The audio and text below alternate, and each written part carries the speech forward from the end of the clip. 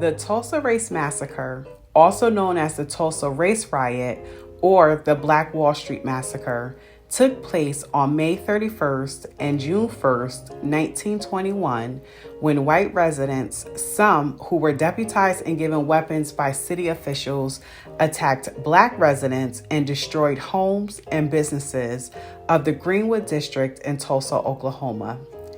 This is considered one of the single worst incidents of racial violence in American history. The attackers burned and destroyed more than 35 square blocks, at the time one of the wealthiest black communities in the U.S., known as Black Wall Street. The massacre began when a 19-year-old black man was accused of assaulting a 17-year-old white girl in an elevator. After Rowland was arrested, hundreds of white men gathered around the jail. A group of black men, some were armed, arrived at the jail to ensure Rowland would not be lynched.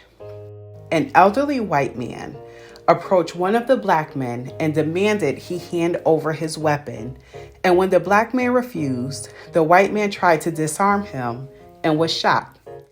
White rioters invaded Greenwood that night, killing and burning and looting stores and homes. On June 1st, the National Guard imposed martial law, ending the massacre. 176 people reported dead. The commercial section of Greenwood was destroyed. Losses included 191 businesses, a junior high school, several churches, and the only hospital in the district.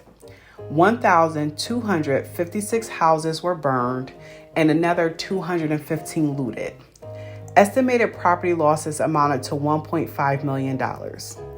Many survivors left, while black and white residents who stayed kept silent about the terror, violence, and losses for decades. The massacre was largely omitted from local, state, and national histories. 75 years after the massacre, the state legislature authorized the formation of the Oklahoma Commission to study the Tulsa Race Riot. The final report, published in 2001, states that the city had conspired with the mob of white citizens.